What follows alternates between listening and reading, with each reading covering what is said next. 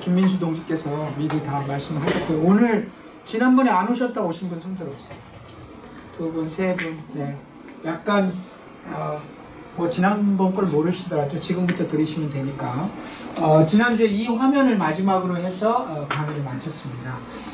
유센코를 이어서 야누코비치가 대통령이 되고, 그리고 나서 2010년에 되고 나서 2013년 12월부터 시작된 유로마이단이라고 하는 것을 설명하면서 이야기를 마쳤는데요. 직접적으로는 우크라이나 러시아 전쟁의 트리거샷, 그러니까 말하자면 방아쇠 격의 역할을 했던 것이 유로마이단이다 이렇게 얘기를 하는데, 문제는 이 유로마이단이라고 하는 것이 어떤 경과와 과정을 통해서 시작되었는지, 그것은 이미 그 전의 역사에서 충분히 배태되어 왔던 여러 가지의 과정들 때문에 유로마이단이 시작이 된 거죠. 아시다시피 야누코비치가 대통령이 된 다음에 친러 성향의 대통령이 되고 나서, 그리고 나서 친러적인 정책을 쓰기는 쓰지만 기본적으로 EU와의 경제협정이나 서방과의 관계를 무시할 수 없는 조건에서 양쪽을 저울질하다가 구제금융과 관련된 여러 가지 고민들 속에서 결국 러시아의 제안을 받기로 결정하고 11월 20일 날 EU와의 경제협정 추진을 포기하는 것을 선언을 하게 됩니다. 그리고 바로 그 다음날 데모가 시작되죠. 11월 21일 날 반대 시위가 벌어지는데, 여러분들이 잘 보셔서 아시겠습니다만, 예를 들면 어떤 집권 세력들이 쭉 끌고 오다가 그 집권 세력의 기본적인 정책과 반대되는 것들을 지지하는 세력들이 존재하기 마련이고, 더군다나 우리가 지도에서 봤습니다만 우크라이나가 동서로 치열하게 지역적인 갈등도 있을 뿐만 아니라 친러와 친서방이라고 하는 구조 속에서 마치 우리나라와 비슷하게 민주당이라고 하는 구조와 국민의힘이라는 구조가 날이 갈수록 더 견고하고 강고해진 듯이, 그런 것들이 견고하던 찰나에 경제협정 추진 포기가 선언되면서 시위가 벌어졌습니다. 이 시위를 잘 조정했어야 될 정부가 무력으로 진압하기 시작하면서 사상자가 나기 시작하고, 이러면서 시위 양상이 굉장히 심각한 양상으로 진행되게 됩니다. 시위라고 하는 게 우리도 하다 보면 예기치 못한 상황이 발생하고, 그러면 시위는 점점 과격해지고, 이게 이제 결국 참여하지 않던 사람들도 그런 장면들을 보면서 경찰이 너무하는구나, 이 정권이 너무해 라고 해서 중도층까지 끌어들이면서 이 시위가 전면적으로 확장되게 됩니다. 12월 1일, 그래서 불과 열흘 만에 전국적인 시위로 확산되고, 정부는 더욱더 강력하게 이것을 제지하기 시작하면서 12월 달에 시위에 참여하는 사람들은 무조건 구속한다는 반시위법을 의회에서 통과시키고, 이러면서 강대강으로 대결을 하게 되고 내전과 같은 시위 양상이 전개됩니다. 보시면 이제 이 시위하는 사람들이 이렇게 이제 투석기를 만들어 가지고 그러니까 이제 단순하게 데모가 아니라 그야말로 치열한 내전과 같은 양상의 시위가 진행이 되게 됩니다. 결국 이렇게 되면서 전반적으로 이 투석만 하는 게 아니라 총을 쏘기도 하고 서로 싸움을 하기 시작하면서 내전의 양상이 되게 되는 거죠. 이런 구조 속에서 2월 22일 날 결국 야누코비치는 탈출하게 되고, 바로 그날 의회가 탄핵 결정을 하면서 과도 정부가 들어서게 됩니다. 이와 같은 양상들을 보였던 것이 유로마이단이고, 그래서 야누코비치를 지지했던 세력 입장에서 보면 이것은 오렌지 혁명하고는 다르게 그야말로 한 정권에 대해서 반대 세력이 뒤집는 싸움이었다 이렇게 보여지고요. 나중에 이제 여러 가지 정황들이 일정하게 확인되는 건 미국을 비롯해서 일정하게 친서방들이 이 시위에 일정하게 개입하고 관여하면서 이것을 부추김으로써 친러 정권을 무너뜨리는데 일정하게 일조한 부분이 있다라고 하는 얘기들을 하게 되는 거죠. 정확하게 팩트가 확인되지 않다 하더라도 일정하게 이제 그런 부분들이 나타나면서 이 유로마이단이라고 하는 것이 갖고 있는 의미가 분명히 시민들의 투쟁으로 벌어진 권력의 이 소위 실각이긴 했습니다만, 이것을 정말 시민혁명으로 볼 수 있겠는가라고 하는 고민이 이 지점에서 발생하게 되는 거죠. 이 영화 포스터는 여러분들이 집에 넷플릭스를 깔고 계신 분들은 볼 수 있는데요. 윈터 온 파이어라고 해서 이 유로마이단의 과정에서 시민들이 어떻게 투쟁했는지를 보여주고 있는 다큐멘터리예요.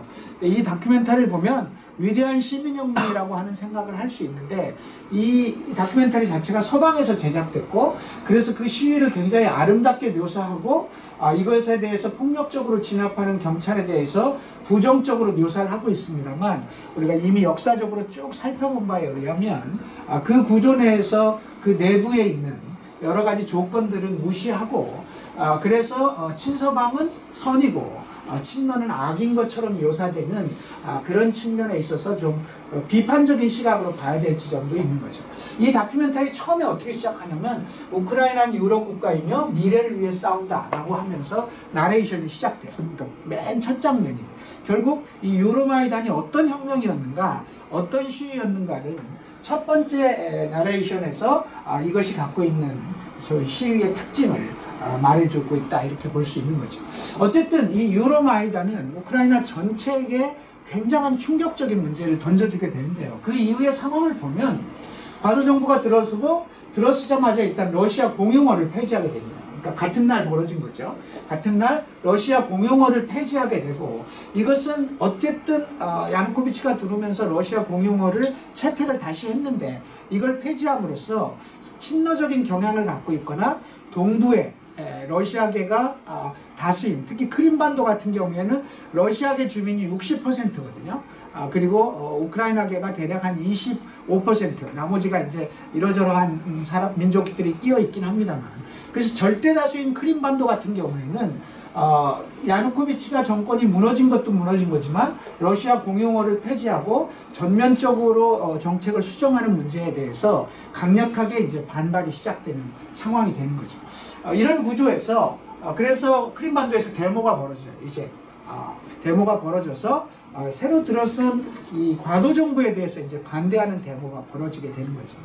그러면서 이 유로마이단을 통해서 크림반도에서 또 다른 데모가 벌어지고, 이때 러시아가, 가만히 있던 러시아가 더 이상 두고 볼 수 없다 해서 개입을 시작합니다.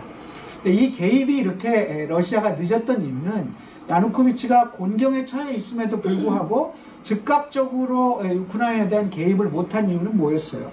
아시는 거? 뭐였을까요? 2014년 1월 달에 뭐가 있었어요? 소치 올림픽이 있었습니다. 러시아의 소치 올림픽이 2월 달에 있었던 거예요. 근데 러시아는, 특히 이제 과거의 소련은 올림픽과 관련해서 매우 안 좋은 추억이 하나 있어요. 뭐죠? 모스크바 올림픽입니다. 모스크바 올림픽이 반쪽 올림픽이었어요. 우리나라도 모스크바 올림픽을 안 갔거든요. 미국도 보이콧하고. 그래서 모스크바 올림픽이 보이콧됐는데, 보이콧된 이유가 뭐예요? 79년 12월 25일 크리스마스 날 어디를 침략해요? 아프가니스탄을 침략한 거죠. 그래서 소련이 아프간을 침공하면서, 그래서 그것에 대한 이 반발로 80년에 있었던 모스크바 올림픽을 소위 서방 국가들이 모두 보이콧하고, 한국과 같이 힘없는 나라는 따라갈 수밖에 없기 때문에 같이 올림픽을 안 가게 됩니다. 그게 모스크바 올림픽이었는데, 또다시 소치 올림픽을 해놓고 그런 일을 할 수는 없다라고 해서 2월 달에 끙끙 앓다가 올림픽이 끝나자마자 3월 1일 날 러시아가 크림반도에 개입을 하면서 결국 그 데모 군중들의 힘을 얻고, 이유는 뻔해요. 뭐죠? 러시아계 주민을 보호하기 위해서 우리는 크림반도로 갈 수밖에 없다. 이 이유를 들면서 러시아가 크림반도를 침략하고, 그리고 나서 크림반도를 합병하게 돼요. 특히 크림반도는 우리가 지난 시간에 배웠잖아요. 크림반도가 어떤 반도였고, 역사적으로 어떤 의미가 있는 반도였고, 이게 우크라이나에게 거저줬던 건데, 이것을 이제 찾아온 거죠. 그리고 그때도 그렇게, 이거 원래 우리 땅인데 우크라이나에게 억지로 너네에게 선물로 준 건데 너네가 이런 식으로 하면 곤란하지 라고 해서 뺏어가면서 크림반도를 합병해버리게 됩니다. 이렇게 해서 크림반도를 합병하는 것으로 끝난 게 아니고, 지난 시간에 배운 것처럼 동부에 밀집해 있는 러시아계가 다수인 지역, 소위 우리 신문엔 돈바스 지역이라고 얘기를, 우리로 말하면 전라도, 전라남도, 전라북도, 광주, 이렇게 각각의 지명이 있지만 호남이라고 부르듯이 그걸 돈바스 지역이라고 통칭해서 부르는데, 거기에 루간스크주 그리고 도네츠크주, 이런 주에서 데모가 벌어지면서 이제 스스로 공화국을 세우면서 우리는 이제 우크라이나로부터 독립하겠다라고 해서 독립을 하게 돼요. 독립해서 공화국을 세우게 됩니다. 그리고 당연히 러시아군이 개입해서 이 공화국 수립을 도와주게 되죠. 근데 여러분도 알다시피 우크라이나 입장에서 이 동부를 잃는다는 것은 뭘 잃는 거예요? 공업지대를 다 잃어버리는 거죠. 그러니까 이 루안스크와 도네츠크에서 나오는 석탄으로 우크라이나 전체가 난방을 하고 있는데 이게 끊어지게 되면 심각한 경제적 문제가 발생하기 때문에 이 공업단지를 잃을 수는 없기 때문에 우크라이나도 전면적으로 전쟁을 벌이게 되는 거죠. 그런 와중에 포로셴코 정부가 들어서서 2014년 6월에 이제 과도 정부를 물리치고 포로셴코 정부가 들어서고 한편 이 루안스크와 도네츠크 공화국과의 관계는 절대 인정 못해. 너네가 무슨 별도의 공화국이야. 너네 나라가 인정할 수 없어. 우리로 말하면 전라도가 전라공화국을 세웠는데 대한민국 정부가 인정할 수 없는 거잖아요. 그러니까 그런 양상이 돼버린 거죠. 그런 양상 속에서 내전이 이때부터 5월 달부터 계속해서 벌어지게 되고 한편 포로셴코 정부는 이제는 들어선 이유가 뭐예요? 친러가 싫다고 해서 국민들이 세운 정부이기 때문에 맘 놓고 친서방 정책을 그대로 밀어붙이기 시작하는 거죠. 이제는 과거처럼 양다리를 걸치거나 줄타기를 할 필요도 없어요. 전면적으로 친서방의 구조를 가고 이제는 유럽하고 친해지지 않으면 우리는 이제 죽는다. 이렇게 이제 절박한 문제가 된 거죠. 그렇게 되면서 EU와 FTA 협정을 하면서 전면적으로 가게 되는 거죠. 이렇게 되면서 우크라이나는 친서방이라고 하는 기조를 이제는 분명하고도 명확하게 갖게 되고 그러면서 러시아는 루안스크와 도네츠크 공화국을 거점으로 해서 우크라이나에 대해서 이제 계속해서 내전에 일정하게 무기를 지원하면서 싸움을 하게 되는 거죠. 이런 구조 속에서 결국 전쟁을 계속 끌고 갈 수 없기 때문에 주변국들의 중재에 의해서 민스크 협정을 체결하면서 일단 내전을 종식은 시켜요. 그래서 이제 협정의 내용은 우크라이나는 이거 정부로 인정할 수 없고 독자적인 나라를 인정할 수 없다 이런 거고 여긴 독자적인 나라로 인정해달라라는 거고 그런 구조 속에서 절충선은 최고로 고도의 자치권을 허용하겠다라고 이제 인정을 서로 하는 것으로 해서 일단 전쟁은 종료를 시켰지만 내전은 현실적으로 양쪽 다 마음에 안 들기 때문에 미봉책에 불과했고 그 뒤로도 전쟁은 계속되고 계속 싸움을 하게 되는 거죠.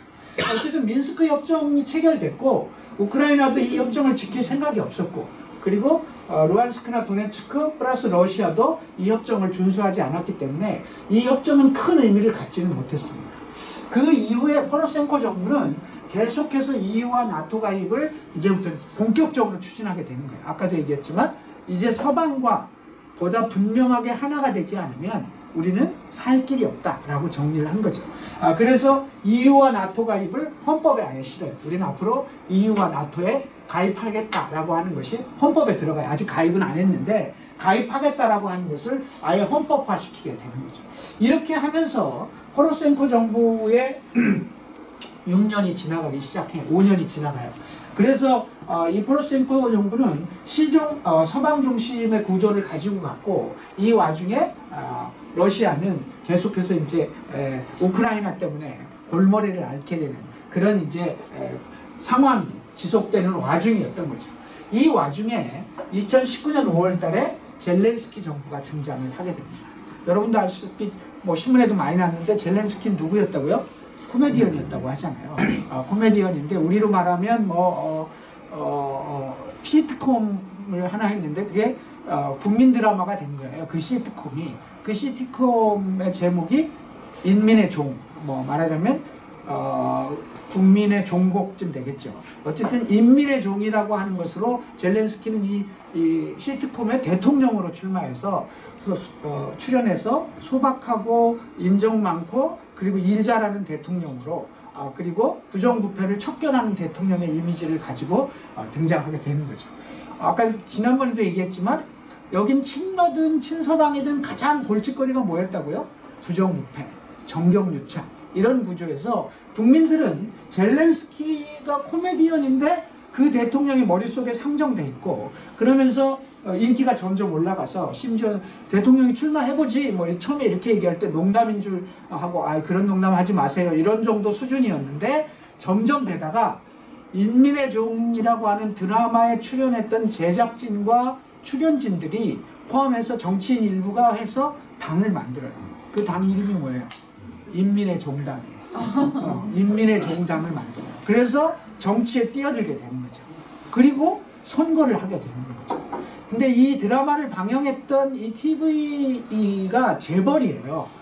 재벌이고 그래서 부정부패와 일수하고 재벌과의 손을 끄는 순박한 대통령이라는 이미지로 출마했지만 일부 비판적인 사람들은 걔가 돈이 어디 있는데 결국 그것도 그 TV 재벌 그 미디어 재벌에 얹혀 있는 거 아니냐 뭐 이런 얘기들도 있었습니다만 압도적으로 이래요. 젤렌스키라고 하는 사람이 그동안 친러 혹은 친서방으로 양갈래로 있던 모든 구태의연한 정치 세력들을 뭐 그냥 45대 55가 아니라 거의 7대 3의 수준으로 이기고 대통령이 돼요.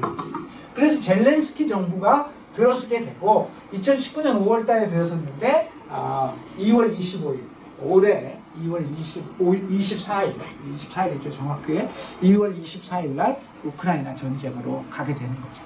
대충 여러분들에게 우크라이나 전쟁이 왜 벌어졌는지에 대해서 그동안 역사를 가지고 쭉 얘기를 해왔고 그런 속에서 이제 마지막 2014년 이후에 이런 역사들 속에서 우크라이나가 흘러왔다라고 하는 것을 확인할 수 있는데요. 그러면 이제 이 대목에서 우리가 확인해야 될 건 그러면 한번 정리를 해봐야죠. 우크라이나 전쟁은 왜 발생했을까라고 하는 것을 이제 그동안 우리가 역사를 쭉 봤기 때문에 이제 정리를 한번 해보도록 하겠습니다. 제가 볼 때 첫 번째는 근본적인 문제가 있었어요. 민족감정과 역사 문제라고 하는 아주 오랜 기간 동안 흘러왔던 그런 역사적인 문제와 우크라이나인이라고 하는 자기 정체성과 관련된 문제가 있는 거죠. 반면 러시아는 우크라이나에 대해서 푸틴이 침략하기 전에 2월 21일 날 TV 연설에서 우크라이나는 완전히 러시아에 의해 더 정확히는 공산주의 러시아 볼셰비키에 의해 만들어진 것이다. 크림반도를 합병한 것은 우크라이나에 주었던 땅을 찾아온 것 뿐이고 우크라이나는 국가의 전통을 가진 적이 없다. 이건 말하자면 소련이라는 곳에 한 도에 지나지 않았다. 그런 것들이 마치 역사적 전통을 가진 국가인 것처럼 얘기하는 건 용납할 수 없다. 우크라이나인들은 소련과 러시아 제국으로부터 물려받은 모든 것을 낭비했으며 미국과 나토의 식민지가 되었다. 우크라이나는 러시아의 일부에 불과하다라고 하는 연설을 하게 돼요. 이 연설을 한 이유는 침략의 명분이었던 거죠. 우리는 다른 나라를 침략하는 게 아니라 전라도를 침략하는 거고 우리 땅을 되찾아오는 거다. 말하자면 우리식으로 얘기하면 경상도를 되찾아오는 거다. 이런 것을 역사적 조건을 가지고 얘기를 하게 되는 거죠. 이 얘기는 우리가 지난 시간에 쭉 우크라이나 역사를 봤기 때문에 이런 구조를 가지고 어쨌든 명분을 삼아서 출범하고 그래서 우크라이나 전쟁에는 밑바닥에는 이런 문제, 우리가 지난 시간에 홀로도모르 얘기도 하고 우크라이나 독립투쟁 얘기도 하고 또 우크라이나가 갖고 있던 코사크 얘기도 하고 여러 가지 역사적 전통과 민족 감정과 역사 문제들이 뿌리에 있다라고 하는 문제가 첫 번째고요. 두 번째는 서방의 패권주의와 유로마이단 그리고 푸틴의 등장과 강한 러시아라고 하는 문제가 이제 중복해서 나타나기 시작한 거죠. 그러니까 여러분들도 아시겠습니다만 첫 번째로 등장한 것은 독립한 국가들 입장에서는 탈러시아 흐름이 지속적으로 전개됐다는 얘기를 했어요. 그러니까 이게 소연방으로부터 독립한 이후에 우리가 빨리 자리를 찾으려면 러시아하고 다시 꿍짝꿍짝하면 옛날밖에 안 되는 거기 때문에 서유럽하고 유럽하고 좀 더 친해져야 되고 탈러시아를 가속화 들어가고 이때만 해도 러시아는 상당히 힘이 약한 시대였기 때문에 지한몸 건사하기 힘들어도 속수무책으로 무력하게 한때 자기네 땅이었던 나라들이 독립해가고 러시아에 대해서 등을 돌리는 것을 무력하게 바라볼 수밖에 없었던 거죠. 더구나 이런 얘기 1990년대 그렇게 소련이 망하고 나니까 1990년대 서방의 외교가 거만하고 효율적이지 못했고 지금 그 대가를 치르고 있는 것이며 지금의 상황은 푸틴 개인의 생각이 아닌 러시아 국민 모두의 공감대 속에서 진행되는 거다. 이 우크라이나 전쟁을 보면서 당시 이제 외교관이었던 로드릭 브레스트웨이트라고 하는 영국 외교관이 1990년대 서방이 너무 교만했다. 그때 너네 분명히 약속했거든. 이게 망했을 때 소련하고 이런저런 얘기들을 하고 협의할 때 절대로 나토를 이 근처까지 끌고 가지 않겠다는 것을 약속한다. 약속하고 우린 절대 너네 소련 건드리지 않고 같이 했던 국가들에 대해서도 서방이 뭐랄까 개입하지 않을 거다. 이렇게 몇 번을 약속했는데 차츰차츰 지난번에도 얘기했습니다만 2004년, 2009년, 2020년까지 쭉 오는 과정에서 계속해서 나토를 가입하고 집중적으로 러시아를 포위하는 양상을 보인 거다. 이런 구조 속에서 러시아 입장에서는 두려움을 가질 수밖에 없었던 조건이 존재했던 거 아니냐. 너무 교만했다. 그리고 그런 구조 속에서 미국 일방 그리고 EU를 중심으로 하는 유럽이 러시아에 대한 공세를 지나치게 강하게 갖고 갔던 거 아니냐. 마치 2차 대전이 아니고 1차 대전 후에 독일하고 비슷한 거 아니냐. 그래서 전쟁에서 졌다고 해서 나라가 좀 어려워졌다고 해서 배상금을 막 물리고 영토를 뺏고 그러면서 끊임없이 압박해 들어가는 과정 속에서 독일이 히틀러라고 하는 사람을 만들어낸 것처럼 지금 이 양상은 소련 붕괴 후에 러시아에 대해서 그런 입장들을 갖고 지나치게 밀어붙였던 거 아니냐라고 하는 측면을 이제 얘기하게 된 거죠. 이제 이런 구조 속에서 서방의 패권주의와 그로 인해서 발생한 유로마이단 이런 것들을 보는 푸틴의 입장에서는 좀 더 강한 러시아라고 하는 문제가 생겨난 거죠. 그래서 여러분들이 보실 때 푸틴이 문제야 라고 하지만 푸틴 개인의 생각이 아니라 러시아 국민 모두의 공감대가 있는 거죠. 누구나 자기 민족에 대한 공감대가 있고 민족에 대한 자긍심이 있는 건데 민족 전체가 수목을 당한다고 느낀 거예요. 이 와중에. 그게 뭐 푸틴이 나쁜 놈이고 푸틴이 호전적이고 이렇게 접근할 문제가 아니라 그래서 초기에 우크라이나를 침략했을 때 대략 한 85에서 90%가 전쟁을 지지한 이유는 그게 푸틴 개인의 문제가 아니라 민족적 자긍심에 상처를 입었던 러시아 국민들의 생각이 반영되고 있는 거다. 그래서 우리가 함부로 뭐 푸틴 때문이야 뭐 이렇게만 얘기할 수 있는 문제는 아니다. 어쨌든 두 번째 서방의 패권주의 이로 인해서 빚어진 나토의 가입과 이어지는 유로마이단 이 속에서 푸틴이 등장하면서 강한 러시아라고 하는 민족적 자긍심에 상처를 입었던 러시아 국민들의 정서 이런 것들이 어쨌든 우크라이나의 문제를 야기한 부분들이 존재한다 이렇게 볼 수 있는 거죠. 여기서 제가 푸틴에 대해서 잠깐 말씀드리면요. 푸틴은 여러분들이 포탈을 찾아보면 이런 사진이 굉장히 많아요. 푸틴은 1952년생인데요. 소련 시절 KGB에서 활동을 했고 1999년에 보리스 옐친에 의해서 총리가 됐어요. 52년생이니까 99년이면 47살이죠. 47살에 총리로 지명됐고 이때 지명될 때만 해도 푸틴은 그야말로 듣보잡의 수준이었던 거죠. 별로 그렇게 유명한 정치인이 아니었는데 총리에 등용이 됐는데 바로 이듬해인 2000년에 체첸전쟁이라고 하는 게 발생해요. 그러니까 여러분 이제 일부 나라들은 떨어져 나갔는데 떨어져 나가지 못한 일부의 나라들 여전히 러시아라고 하는 나라에 속해 있던 소수민족들이 일으킨 전쟁이 있어요. 우리도 독립해야 되겠다. 그러니까 처음에 떨어져 나갈 때 확 떨어져 나가서 다 정리가 끝났는데 그 이후에 소수민족들 중에 또 일부가 계속해서 러시아에게 반발하면서 우리도 독립된 나라를 만들겠다라고 하는 것이 체첸족인데요. 이 체첸족이 체첸 분쟁으로 이 체첸 전쟁을 일으키고 이러면서 이제 싸움을 하게 돼요. 우리 독립하겠다. 이때 정말 무자비하게 진압을 하거든요.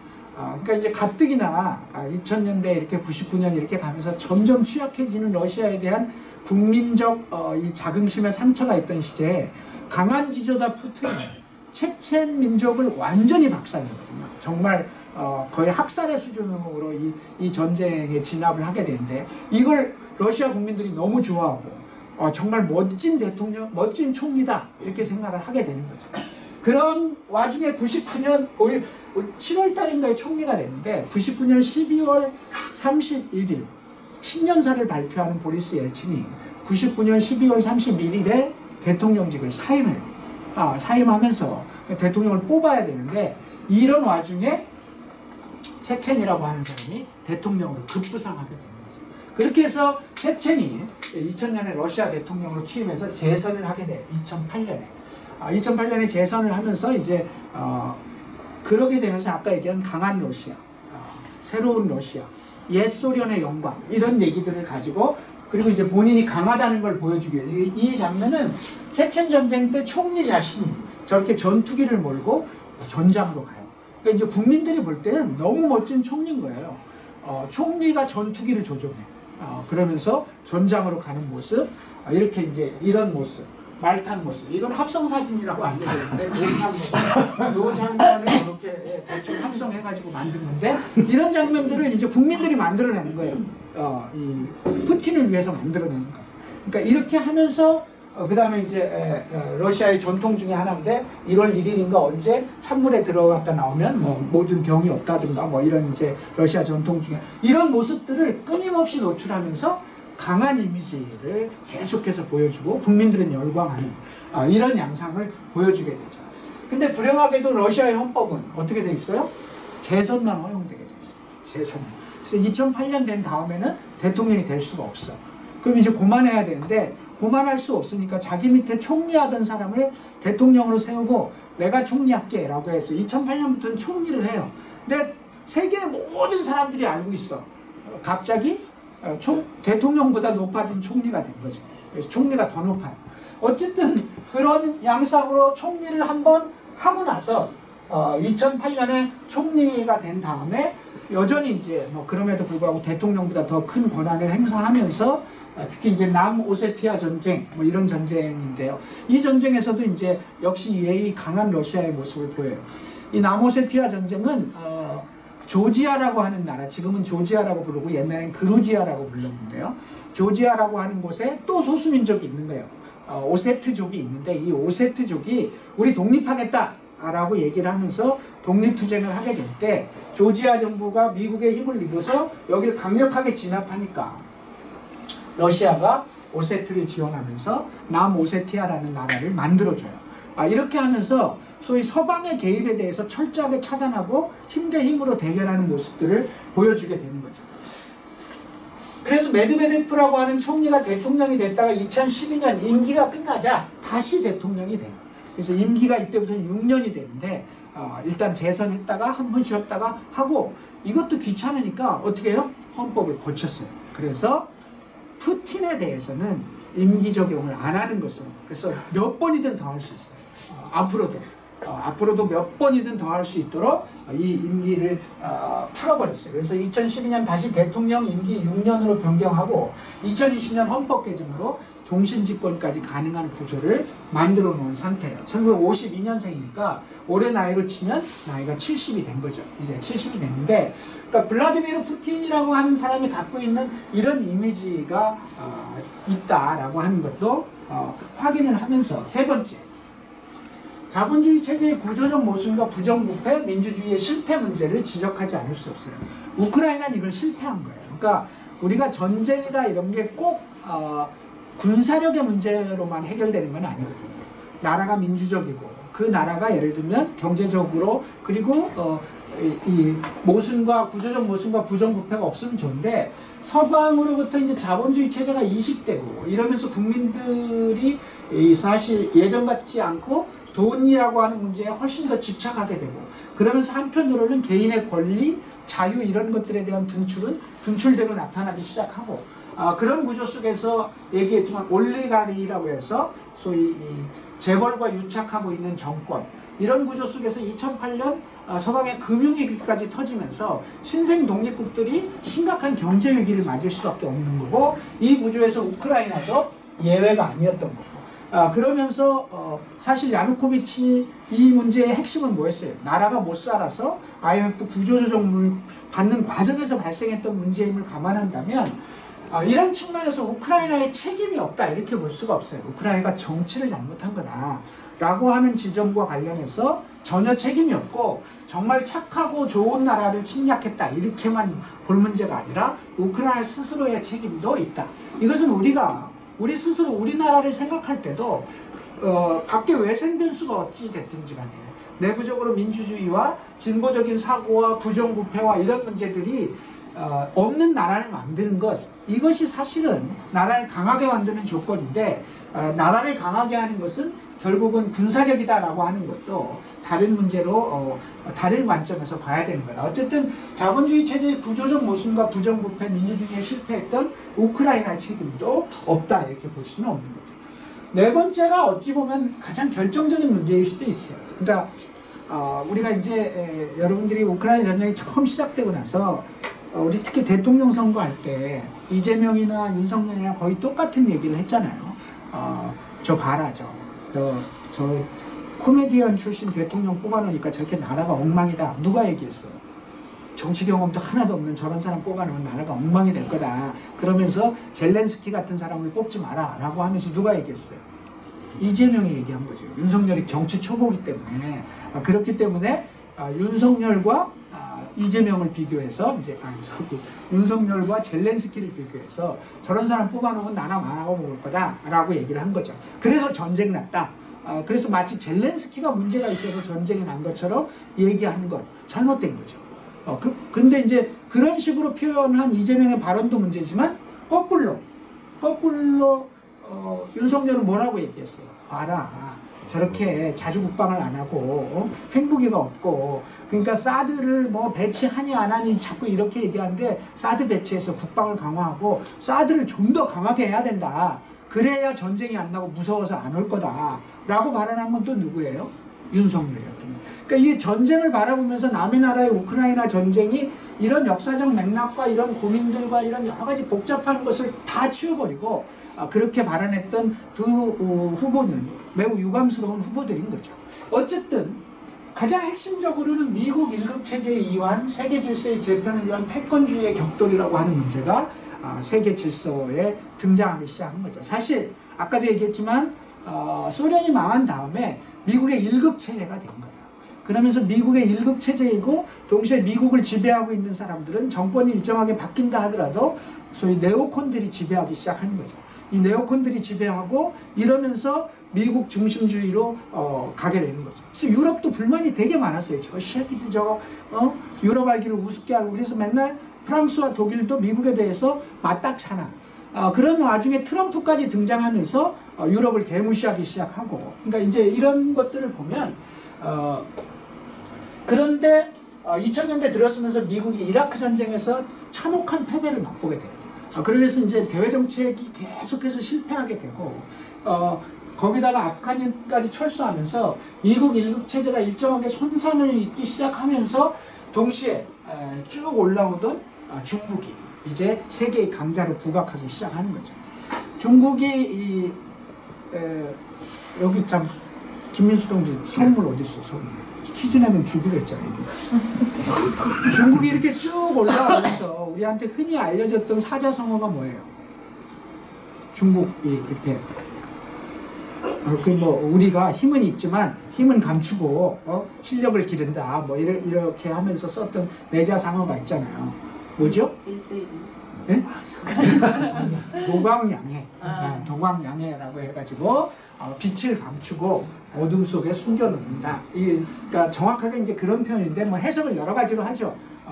실력을 감추고 실력을 꾸준히 길러나가면서 때를 기다린다라고 하는 표현으로 이제 도광양해라는 걸 쓰는데 등소평 이후에 이제 중국은 줄기차게 도광양해라고 하는 외교 전략을 가지고 괜히 나대지 말고 실력을 꾸준히 키우면서 이렇게 해서 하자라고 했더니 이 도광양해가 결국은 일정하게 이제 보게 되는 거죠. 그래서 최근에 시진핑이 들었으면서 한자 성어를 바꿔요. 뭘로 바꿨죠? 주로 쓰는 말이 또 유소자규라는 말을 써요. 뭐 할 것이 있으면 한다 이제. 할 게 있으면 하겠다. 이렇게 이제 유소자기라고 하는 표현을 쓰는데 도광양해에서 유소자기까지 중국은 이렇게 세계에서 이제 새로운 질서로 등장하게 돼요.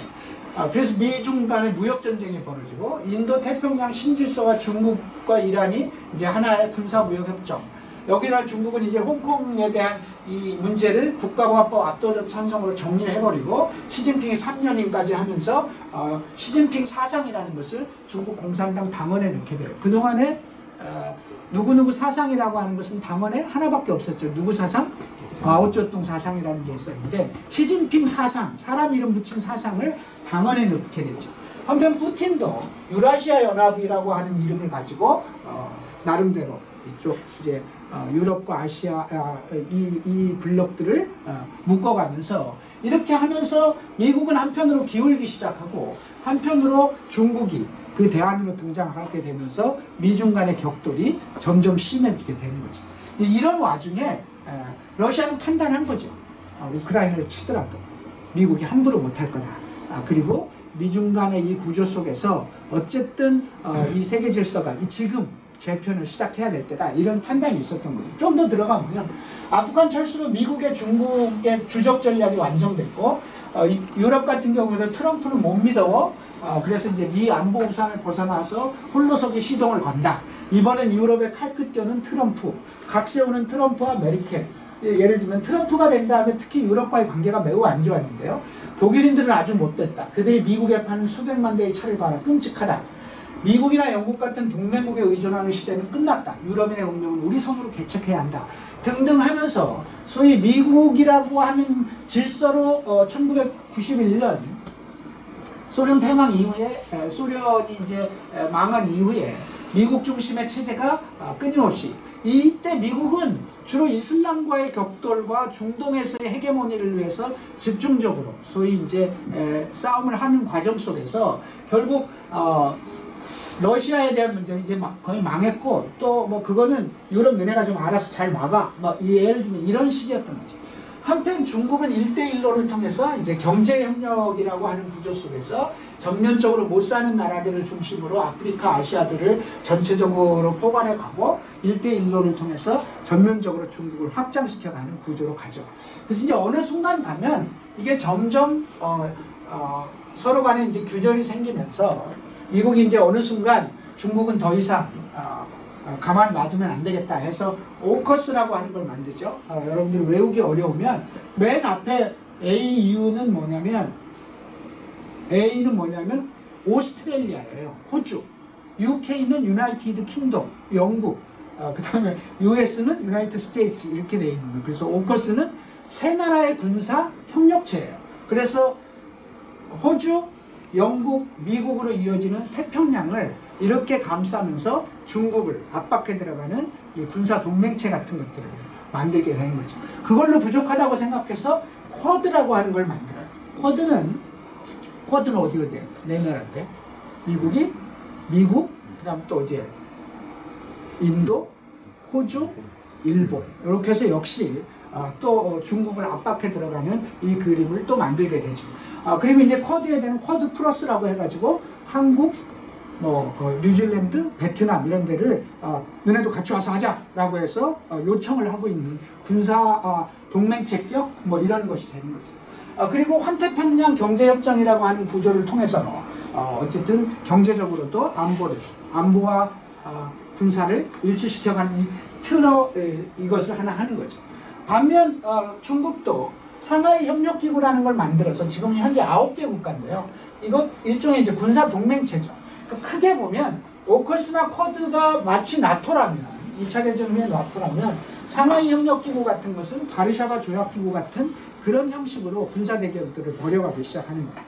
여기는 러시아, 중국, 그 다음에 우즈베키스탄 이런 데가 있고 최근에 이제 들어온 데가 이란, 이런 나라들이 이제 이란, 그 다음에 몽골, 아프가니스탄 이런 데까지 묶어서 상하이 협력기구라는 것을 만들어 놓고 있습니다. 경제적으로는 1대1로 그 다음에 RCEP라고 해서 이것은 이제 아세안의 나라들과 중국이 묶어서 영내 포괄적 경제 기구인데요. 이런 구조를 통해서 각자 경제와 안보와 관련된 구조들이 일정하게 이렇게 선을 그으면서 점차적으로 전 세계의 지형이 미국의 1급 체제가 이완되고 이제 중국을 중심으로 한 새로운 구조들이 형성돼가는 이 와중에 할 수 있겠다라고 하는 판단이 섰던 거죠. 그래서 사실은 침략이 가능했다 이렇게 보여줄 수 있는 지점입니다. 어쨌든 우리가 이제 우크라이나가 침공을 받은 이유, 우크라이나 전쟁이 발생한 이유는 지금 얘기한 네 가지 지점과 관련된 일정한 정도의 이제 구조가 발생하고 있는 거죠. 그래서 이 전쟁은 제가 보기에는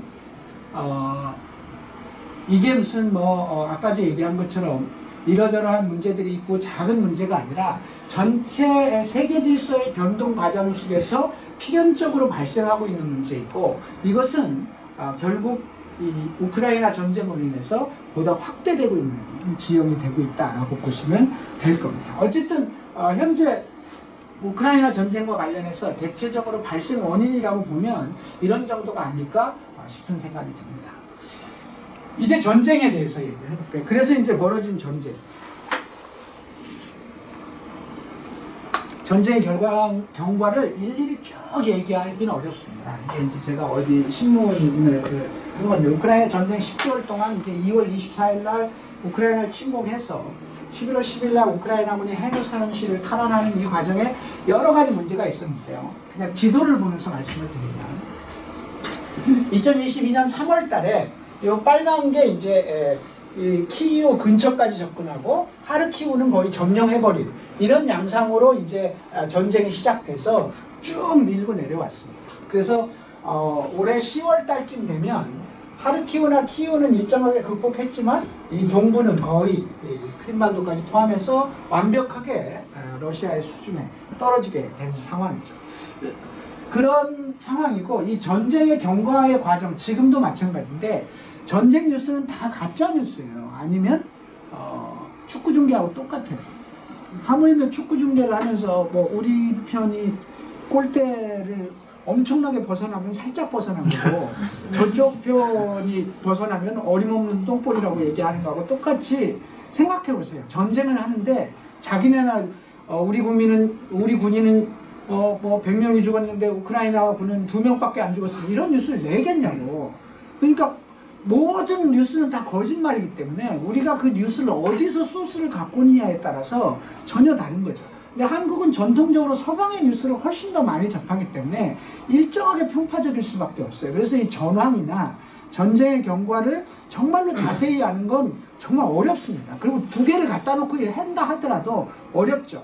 근데 이제 우리가 페북이나 이런 데를 보면 어떤 사람은 러시아 거를 베껴오거나 러시아나 좀 이쪽 언론들을 중심으로 분석하고 그래서 이렇게 얘기하는 사람도 있고, 이렇게 거꾸로 서방 언론 중심으로 얘기하는 사람도 있어서 함부로 예단하기가 대단히 어렵습니다. 그래서 그냥 큰 틀에서 대체적으로 어느 정도 수준 이렇게 이해를 해야 되지 그거 갖고 싸울 필요가 없어요. 제가 요즘 페북을 보면 강모 교수 무슨 이모 교수 이런 분들이 주로 이제 러시아 쪽 언론을 계속해서 이제 해서 거기 다 틀린 건 또 아니겠죠. 근데 이제 그런 편향성들이 존재하게 되는 거죠. 그래서 이제 전체적으로 보면 거의 확인된 팩트 외에는 좀 가려서 듣는 것이 필요하다라는 말씀을 드리고, 지금 현재는 이런 상황이에요. 대체적으로 이건 누구나 인정할 수밖에 없는 전황이니까 그동안 뺏겼던 헤르손을 탈환했다. 이게 가장 큰 뉴스 중에 하나잖아요. 헤르손을 탈환하고 그 다음에 이제 하르키우도 복구를 했어요. 이 노란 것이 우크라이나가 탈환한 지역이고 원래 이제 러시아가 통제하고 있던 지역, 그 다음에 추가로 러시아가 점령한 지역, 현재 이 정도 상태에 있는 거죠. 이 정도 상태에서 전선이 교착 상태에 있어요. 교착 상태에 있고, 그래서 이제 우크라이나는 헤르손을 탈환했기 때문에 전쟁 다 이겼어. 이제 러시아는 끝장났어. 막 이렇게 이제 얘기하는 경우가 있고, 또 이제 거기다 하나를 더 붙여서 국내에서 푸틴에 대한 반대가 엄청나게 극심하게 이루어지고 있고, 그렇게 되면서 전쟁 지지가 80%를 받던 게 지금 20%도 안 되고 거짓말이에요. 기본적으로 제가 볼 땐 거짓말이고, 어찌됐든 조금 떨어졌을 수는 있지만 여전히 푸틴의 지위는 완고하다 이렇게 보시는 게 오히려 정설일 것 같고요. 그렇다고 푸틴의 지지가 날로 올라간다 이렇게 어디서 언론에서 또 떠온 것도 그것도 거짓말이에요. 전반적으로는 조금 떨어졌다 하더라도 푸틴이 위기에 빠져 있다 이런 정도의 수준은 아닌 것으로 보여진다는 거죠. 어쨌든 현재 전황은 대체적으로 이런 정도의 전황인데요. 여기서 여러분들하고 확인할 건 전쟁 과정에서 몇 가지 논쟁들이 발생했어요. 그래서 이제 첫 번째로 전쟁이 나자마자 경제 제재가 시작됐는데 일정한 효과가 있었지만 상호 피해가 워낙 컸어요. 사실 그래서 러시아가 2분기 연속 마이너스 성장을 하고 있고 러시아 경제가 어려운 것도 사실이지만 서방 경제 또한 치명적인 상처를 입고 있는 건 사실이고 전 세계가 전체적으로 어려움을 겪고 있는 거죠. 경제 제재가 일정하게 성공하고 있다 하더라도 이게 그렇고 그래서 이제 이 경제 제재 문제는 심지어는 이 뒷부분에 나오는데 뒷부분이나 같은 유럽 국가들로도 러시아로부터 천연가스를 100% 수입하는 나라와 20% 수입하는 나라가 입장이 다른 거예요. 경제제재 풀자고만 이렇게 얘기하는 거예요. 그래서 어쨌든 경제제재라고 하는 것이 일정하게 효과를 거둔 측면이 있지만 지금은 별로 그렇게 위력적인 조건은 되고 있지 못한 거고요. 핵무기 사용을 둘러싼 우려가 지금도 있고 그래서 이제 이게 핵심적이고 이 문제가 결국은 예를 들면 동북아의 북한에게도 영향을 미쳤다고 볼 수 있는데요. 중간에 건너뛰었습니다만 1994년에 부다페스트 협정이라는 게 있었어요. 이건 뭐죠? 소련은 핵무기가 많은 나라잖아요. 핵무기가 많은 나라인데 그 핵무기가 소련 전역에 배치되어 있는데 우크라이나에 배치가 되어 있는 거예요. 물론 이것에 대한 작동권은 누가 갖고 있어요? 소련 중앙이 갖고 있었지만 기본적으로 우크라이나에 있는 거죠. 대체적으로 5,000기의 핵무기와 170발의 대륙간 탄도미사일을 갖고 있었다고 하는데요. 이것이 이제 문제가 되는 거죠. 이거 문제가 되면서 이걸 어떡하냐. 이게 원래 우크라이나 거는 아니에요. 냉정하게 얘기하면 중앙 것이긴 하지만 어쨌든 이건 정리는 해야 되는 거죠. 그래서 맺어진 협정이 부다페스트 협정이고 소련으로 다 반납하고 이 핵무기를 예를 들면 정리하고 핵무기를 파괴하고 그리고 부다페스트 협정을 통해서 대신에 우크라이나가 핵무기가 없다 하더라도 너네 안전은 보장하겠다라고 하는 걸 영국, 미국, 러시아 세 나라가 공동으로 보증을 서요. 핵무기 없어도 너네 절대로 나쁜 일은 94년에 지금 이런 걸 상상이나 했겠어요. 어쨌든 그래서 핵무기가 사라지게 돼요. 그래서 이 얘기가 나왔을 때 우크라이나 바보 같은 놈들 그때 그것을 주는 바람에 전쟁을 맞았고 이렇게 얘기를 하는데 94년에 그걸 했다고 해서 바보 같은 놈들이라고 얘기할 것도 없고 또 실제 그게 우크라이나 것이었냐라고 하는 것도 이 재론의 여지와 이론의 여지가 있는 지점이다. 어쨌든 이렇게 해서 대신에 러시아는 이 구조 내에서 끊임없이 핵 사용을 얘기해요. 더군다나 이제 이웃나라 벨로루시 같은 경우에는 핵무기 사용을 헌법에 규정하면서 핵을 사용할 수 있다라고 헌법까지 개정시키게 만들면서 러시아가 이 구조를 이제 우크라이나를 압박하고 서방이 내가 계속 지원하면 우리는 뭐 할 수 있다? 핵을 사용할 수도 있다. 이렇게 이제 계속 대충 엄포를 놓고 있는. 그래서 핵무기를 사용을 둘러싼 우려가 발생하고 있고요. 난민 문제가 지금 현재 대략 여러 가지 이것도 숫자상의 차이가 있습니다만 800만, 700만, 1,000만 이렇게 되는데 대체적으로 한 800만 정도의 난민이 발생한 것으로 보여지고요. 이 난민들을 유럽이 수용하고 있는 문제가 발생하는데 이때도 이제 이슬람 분쟁으로 발생한 아랍인들을 받아들이는 문제에 대해서 유럽이 보였던 태도와 우크라이나를 받아들이는 태도가 너무나 달라서 유럽에 대해서 이제 여러 가지 평가들이 있었던 거죠. 같은 난민인데 아랍 사람은 안 되고 우크라이나 사람은 적극적으로 받아안는 이 소위 서방의 태도에 대해서도 지적이 있었고요. 현재 전쟁 피해 이거야말로 통계가 다 각각이에요. 이거야말로 통계가 각각인데 대체적으로 양국 병사가 20만 가까이 죽은 것으로 파악되고 우크라이나 민간인은 4만 정도. 서방의 지원도 현재 미국이 200억 달러 정도를 지원했는데 유럽도 마찬가지인데 여력이 거의 부족해서 더 이상 지원할 수 있는 힘이 없는 이런 조건들을 맞이하면서 우크라이나 입장에서는 끊임없이 얘기하죠. 경제 지원 말고 무기를 좀 지원해달라. 그래서 우리가 러시아 본토를 폭파할 수 있도록 좀 강하게 그러면 쟤네들도 물러날 거 아니냐 막 이렇게 이제 논리를 피고 있는 상황이죠. 제일 논쟁이 심했던 건 전쟁 책임 논쟁이었죠. 미국이냐 러시아냐, 미국이냐 러시아냐. 그래서 미국이 더 나쁜 놈이야, 러시아가 더 나쁜 놈이냐, 이런 얘기들을 이제 계속 하게 되는데, 그건 뒤에 한번 다시 얘기해요. 초기에 반전 시위가 굉장히 이 러시아 내에서도 있고 뭐 있었습니다만, 아직은 전쟁을 좌우할 만한 정도의 반전 시위를 만들어내지를 못하고 있습니다. 평화협상은 3월 말 이후에 일체 가동이 안 되고 있는 상황이죠.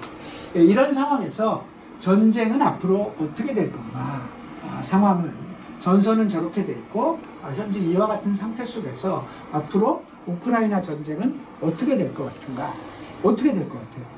계속 할 것 같아요? 아니면 어떻게 뭐 적당히 타결할 것 같아요? 그래서 한계 쪽은 있을 것 같은데 일단 차등점이 잘 보이지는 않아요. 그러니까 어떻게 적어? 어떨 것 같아요? 모르겠어요. 근데 명분이 없잖아요. 명분이 없어서 계속 할 것 같아요. 교착이 좀 지리하게 갈 수도 있을 것 같아요. 평화협상 얘기가 다시 나오고는 있어요. 그러니까 이제 나오는 평화협상의 가능성은 전쟁 피해가 이제 막심해지고 있는 상황에서 더 이상 이 전쟁이 이 피해를 막아야 된다.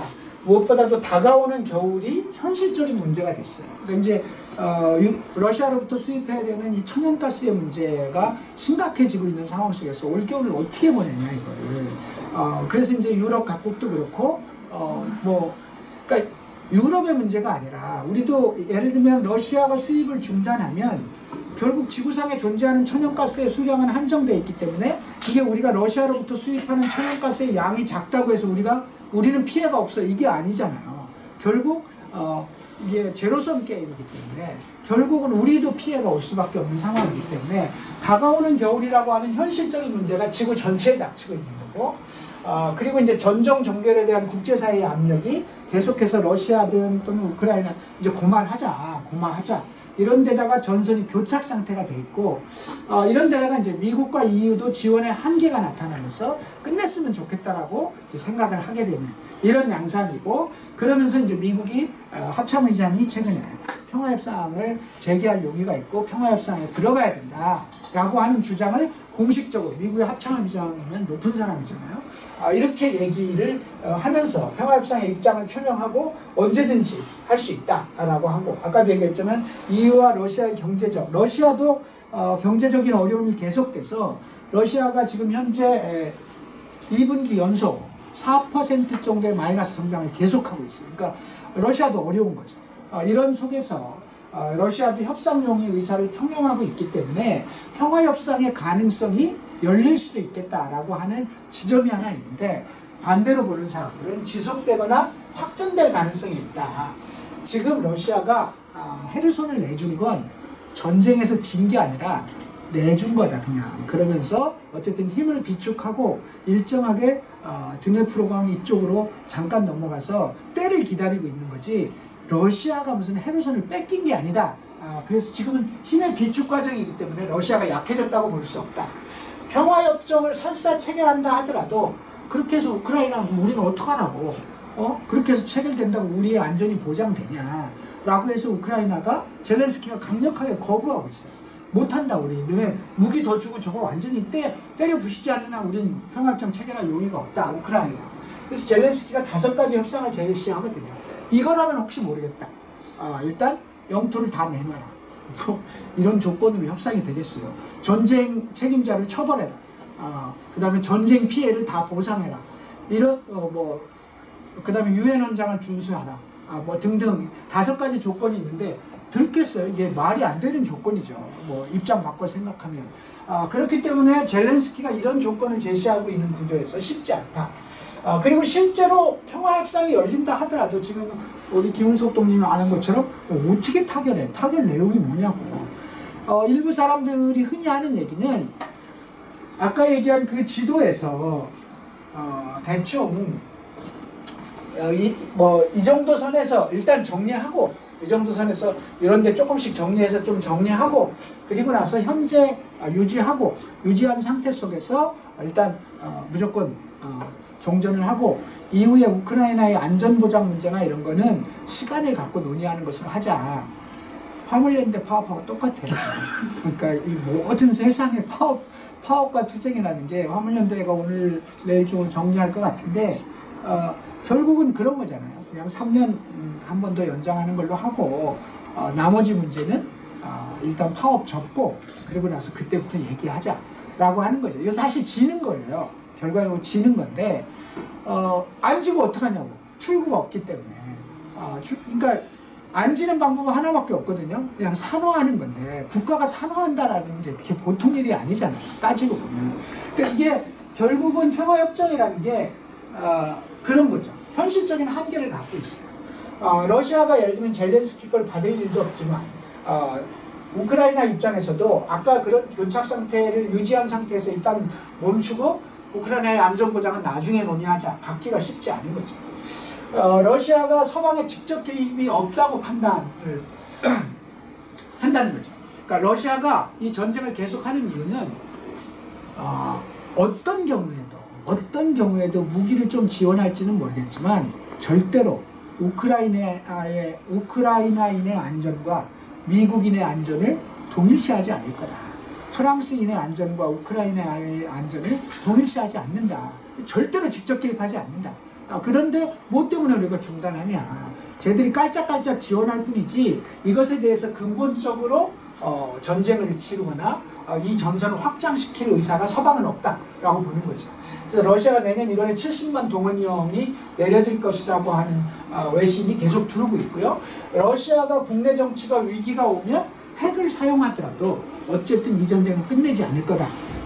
그리고 양국 지도자에 대해 여전히 국민들이 지지하고 있기 때문에 한쪽 지도자가 무너지면 혹시 모를까. 무너지지 않고 있기 때문에. 그리고 결정적으로는 평화협상을 통해서 러시아에게 일정하게 출구를 열어주면 그러면 결국 이것은 정말 나쁜 전례가 된다.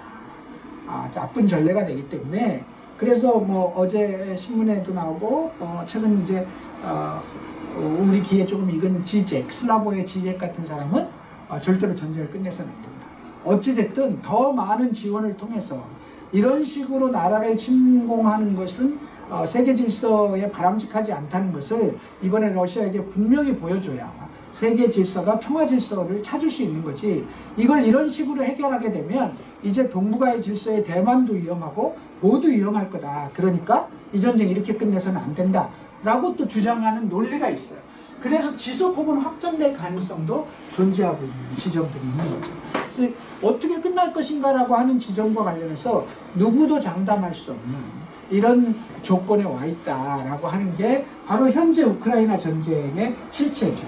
그러니까 제가 오늘 여러분들에게 그래서 너는 어떻게 생각하는지 몰라요. 저도 여러분들하고 같이 토론하고 각자의 생각들을 갖고 있는 거죠. 이런 구조 속에서 어떻게 될까. 그러니까 뭐 범위를 좁히면 저도 노동조합에 이제 막 총파업 투쟁도 하고 뭣도 하고 하면서 비슷해요. 따지고 모든 투쟁의 협상과 과정과 마무리라고 하는 것들이 갖는 그 미세한 부분들은 비슷비슷한데 이 구조가 정말 어떡할까.